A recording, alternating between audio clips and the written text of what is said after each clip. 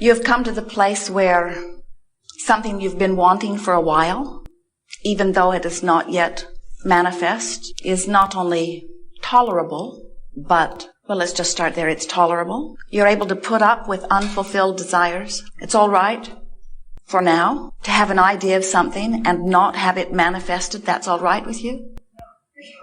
We understand, but you've really got to get so you say yes to that before things will start coming easily, because it is that very discomfort that you feel over things not yet manifesting that causes a longer and longer and longer delay in them manifesting. Because when you want something and you notice it hasn't happened yet, and you keep noticing that it hasn't happened yet, and you keep feeling the way you feel when you notice it hasn't happened yet, that feeling is your indicator that you're offering a vibration because it hasn't happened yet that matches it not having happened yet. And as long as the vibration that you're offering is about it not having happened yet, then it can't happen.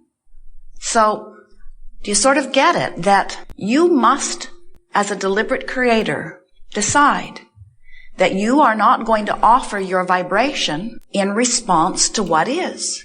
Because if you are offering your vibration in response to what is will remain as it is. You have to find a way of molding the energy into something that matches what you want. Most of you, even those of you who are beginning to understand about emotion, understanding that it is your guidance system, even those of you who are beginning to understand that it is a vibrational universe in which you are focused and that you are vibrational beings, still, most of you offer your vibration in response rather than in deliberate offering. Something happens, you respond vibrationally. We want you to understand that deliberate creating is about offering a vibration by purposeful intent. I'm offering this vibration because this vibration matches my desire, and if I offer this vibration which matches my desire, then my desire must manifest. 99.999999. Most of every creation is complete before you see any physical evidence. It is complete in the vibrational sense. So, if you are offering your vibration in response to what you're observing, and what you're observing is that what you want has not yet come, now you continue to offer a vibration about it not yet having come, which means you're holding yourself in that uncomfortable place, that gap, that lag between identifying that you want it and receiving it. So when we say to you, have you come to the place where those unfulfilled desires still feel all right? You feel eager. You feel hopeful. You feel anticipation. You're looking forward to it unfolding, but you're not disappointed that it has not yet unfolded. Now you're getting close to the vibrational proximity that's going to let it flow. We want you, as you begin to bring this idea of allowing the energy that creates worlds to flow through you toward your creative end. We want you to feel how well named this gathering is, as we call it, the art of allowing, because you become very practiced, very good, very artful. You become very practiced at recognizing where you stand by recognizing how you feel. So we're just going to say it to you in as plain of words as Esther can find in response to the powerful intent that we are offering to you. You have to want more than anything to feel good. And you have to be willing to work harder on this than anything else on feeling good. And here's the blunt statement that we want you to leave here remembering. You've got to stop letting what is dictate your emotional response. So, somebody hurts your feelings. You don't want to be somebody that somebody can hurt your feelings. You don't want to be hanging out there so tentatively that terrorists could strike in a part of the world that has nothing to do with you and it can make you afraid. You don't want to be hanging out here in such a fragile position that someone that you care about could be disconnected, having a bad day, say something to you and hurt your feelings. and have them who you can't control, wouldn't want to even if you could, or speaking from your inner being point of view, of course. Well, we can see why you would want to control other people's behavior if you're someone who hasn't learned the art of allowing. If you're looking around and having emotional responses to what you're seeing, we can understand why you'd get pretty heavy on the trying to control circumstances and conditions. But by now, we would have thought you would have given that up because you're not able to do it. And as soon as you get one of them corralled and managed and molded in the way that they need to be so that you can look at them and feel good, another one just pops up. Or that one goes off and meets some new friend and starts catering to what they want instead of catering to what you want, and then you're back to square one again. You spent 18 years teaching that kid how to behave, and then he fell in love, and now he's doing what she wants.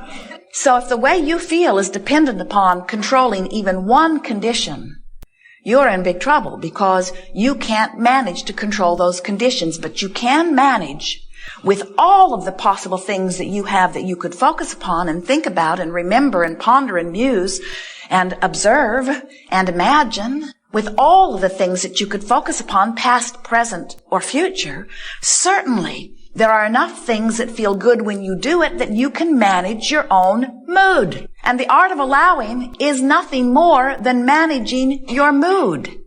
It's saying, I want to feel good, and when I do feel good, I'm in alignment with good things. Now, conceptually, that's really easy to understand, isn't it? But you've trained yourself to respond to so many things other than that, even though you were born with a guidance system, even though you were born with this incredible ability to assess in every moment your vibrational point of attraction. It is interesting to us when we see you not understanding today that a good feeling is a good thing and that a bad feeling is not such a good thing. We want you to be willing to feel good on purpose for a little while and to watch the results of that deliberate offering of vibration. But that means directing thought on purpose. And directing thought on purpose, you could tell us this, in fact, you do often, is not as easy as we make it out to be. Because, and here's where we let you off the hook, but only briefly, so don't get used to it. Law of attraction says that which is likened to itself is drawn. So if you've been focusing by virtue of some circumstance or events that you've been living on something that's causing you to offer a particular vibration, we acknowledge that it is easier for you to find other thoughts that match that vibration than it is to find very different thoughts. In fact, we'll really let you off the hook by saying, but only briefly, so don't get used to it. We will really let you off the hook by saying, you actually cannot find thoughts that are very far from the thoughts that you are thinking.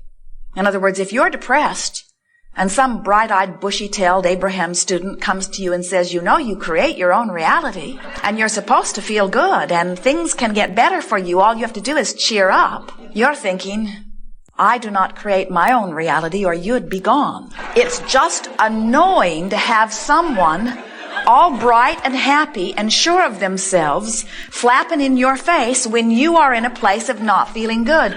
We know that, but what we want you to understand is, unless you make an effort to feel better, and unless you accomplish feeling better, you have not shifted your vibration at all. And if you have not shifted your vibration, things cannot change. And dear hearts, there is not enough effort in the world to make the difference. You can't work hard enough. You can't work long enough. You can't gather enough other resources to you. You cannot buck the current of your own vibration. But unless you have convinced yourself that the way you feel is guidance and that good is moving toward what is good, is that hard to understand? Well, it's hard to understand by many of you who have had many people who didn't want you to move toward your good. They wanted you to do what they thought would move them toward their good. So they said to you, never mind how you feel, do what you should do. And what you should do is what I say you should do. And so disregard your own guidance and pay attention to these rules that I have laid out for you. And oh boy, are there piles of rules. Each one offered from somebody else's vantage point. Each one offered so that you can fulfill something that they need, because so many of them are still living a very conditional love. They want to feel good. They're well-meaning. They want to feel good, and they need you to behave in a certain way so that they can feel good. But do you hear the trap? So they need to feel good, so they set out rules, so you follow the rules so that they can feel good. But they can't get everybody to follow the rules, so they never really feel good. So they keep offering more rules, and you keep getting more lost because you are not using the guidance that you were born with to quantify your own journey. Have we convinced you? Have we convinced you that the way you feel is everything? Do you believe that when you feel good, you are in a vibrational place of allowing what you want in? Please believe it, because there is nothing that could be more accurate. So we're going to be a little heavy today. We're going to emphasize it a great deal, because it really is what the art of allowing is about. We want you to leave here, if not already really good at it, at least determined to get better at it, at being one who molds your energy. Let's say it in a different way, of being one who creates your own mood, because you understand that when you create a mood of joy, you're allowing everything that you've been asking for to come in. When you create a mood of love, you're allowing everything that you want to flow in. When you create a mood of expectancy, you're allowing everything you want. When you feel ornery, when you feel pessimistic, when you feel afraid, when you feel angry, even when you're frustrated and overwhelmed, those are indications that you've got your frequency set in a different place, and sincere, concentrated, deliberate molding is in order. So if someone says to you, "What are you working on these days?" Tell them, "I'm working on my own mood and attitude." And if they're wise enough to ask you why, tell them, "Because that's my true, in the moment indication of how many of the wonderful things that I have been praying for and asking for, I'm allowing into my experience right now." Tell them, "I'm no longer dictating my focus by whether it's interesting or whether it's important or whether somebody else is pointing at it or whether somebody else has made a big deal about it. I'm no longer guiding my sculpture of my life by any outside factor or guidance. I'm guiding it completely by the way I feel." And when you get there, now you are ready to travel with us on an emotional journey that will take you into the resources and the realm of all things wonderful that you have ever imagined. There is nothing that you cannot be or do or have. And there is nothing that is keeping you from the accomplishment or the achieving of anything other than your own attitude, other than your own mood, other than your own focus, other than your own emotional response to what you're giving your attention to. So leave this gathering today deciding that you're no longer one whose feelings can be hurt, because your feelings are no longer up for grab. Because your feelings are not dependent upon what somebody else thinks or does. Your feelings are dependent upon your choice of focus. And since that person that may hurt your feelings also could not hurt your feelings, you've got choices in your imagination. And since that person that may have just hurt your feelings has also done things that thrilled you, you have choices in your memory. And because that person who's trying to hurt your feelings right now is not the only person in your awareness right now, you've got choices right now. You have choices. The emotional journey says, and this is where we're letting you off the hook again. The emotional journey says the choices that you have are not from despair all the way to bliss. You don't have that choice, not right now.